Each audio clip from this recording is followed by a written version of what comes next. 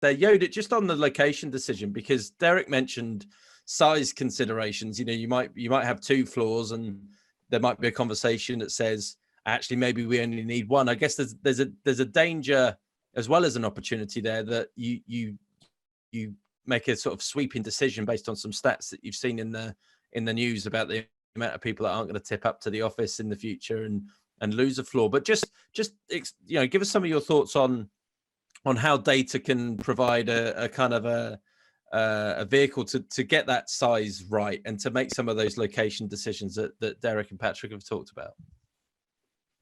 Yeah, I think the starting point on this is really segmenting the reasons why people need or their needs. So as an example, if you're living in a flat share and you know the desk is within your bedroom and so forth, you are going to need a touchdown space quite regularly, either full-time or a majority of the week.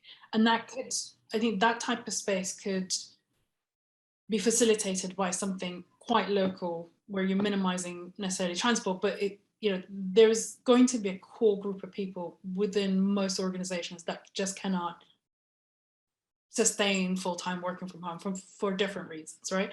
So they have to be catered for as a, like, we're going, just like marketing, we're kind of going into employee segmentation now, right? We have to segment that need. But for a lot of people as well, and again, there's a Venn diagram between those and the rest of the employee population, there's a collaboration focus to why people want to come in. And when it's collaboration, it's all about meeting your team rather than having space.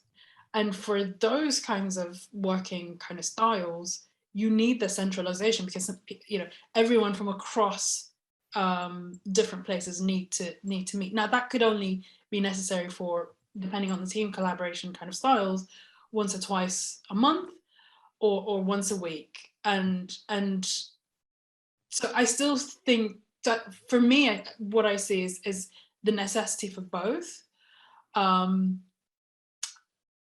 I think the kind of the central place, and we do this all the time, that kind of, I think Zoom fatigue is becoming a whole dictionary term, but which is we struggle to do quite in-depth new ideas, novel ideas, and really kind of take the organization forward remotely. And so we come together quite regularly, monthly, but that's enough for us. And then the rest of the time is actually about individuals' needs. And so I think that it's going to be a mix. And